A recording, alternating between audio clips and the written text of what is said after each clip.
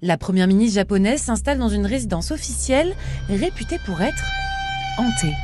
Est-ce que vous croyez aux histoires de fantômes? En tout cas, ce n'a pas l'air d'être le cas pour Sanae Takeishi, la première femme à diriger le gouvernement japonais. Élue en octobre 2025, elle habitait dans un logement réservé aux membres du Parlement, mais a décidé de s'installer dans cette résidence qui se situe à côté de ses bureaux en plein centre de Tokyo.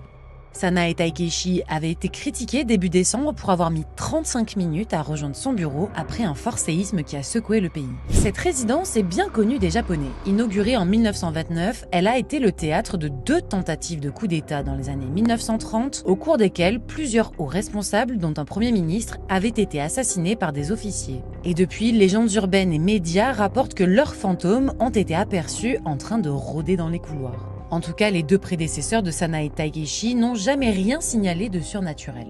La première ministre, qui avait promis de travailler dès son arrivée au pouvoir, sera-t-elle dérangée dans son sommeil par d'éventuels fantômes ?